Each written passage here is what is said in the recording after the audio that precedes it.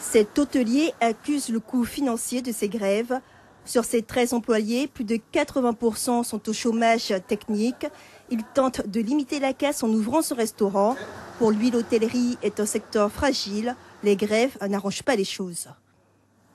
Pour nous, ça correspond à un mois de chiffre d'affaires en moins, puisque depuis le début des barrages, les clients ne peuvent pas arriver par l'aéroport. Donc on sera en perte chiffre d'affaires de à peu près 10% du chiffre d'affaires annuel. À la collectivité territoriale de Guyane, le secteur hôtelier est également sous les feux des projecteurs, avec une motion du Club des hôteliers de Guyane.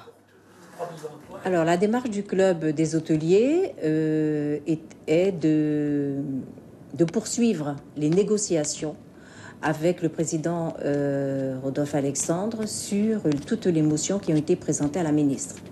Donc c'est plutôt dans un but de poursuivre les travaux. Une motion qui met en avant la nécessité d'un plan d'urgence de redressement de l'activité touristique.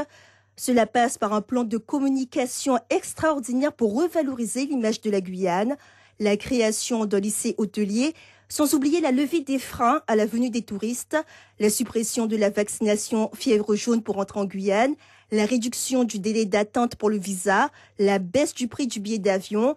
Le Club des hôteliers avec le collectif pour la Guyane décollée ont noté des avancées notables de la part de la ministre pour le secteur touristique.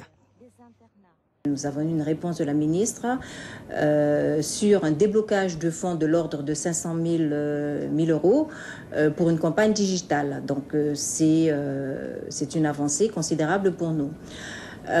Également, elle nous a fait retour de cette demande de dérogation sur la fièvre jaune, ainsi que la réduction comme je vous ai dit, des visas. Mais surtout, elle est très favorable sur la création d'un lycée hôtelier. Une réunion au sein de la collectivité afin de travailler de concert pour ce secteur porteur de réels débouchés économiques. C'est l'heure du bilan. Nous avons donc convenu tous ensemble de la nécessité d'appuyer cette filière désormais et de mettre en place des organismes de rencontres pour se concerter sur des projets véritablement opérationnels pour que cette filière devienne véritablement demain porteuse d'activité et d'emploi. La Guyane a un réel potentiel en matière de tourisme.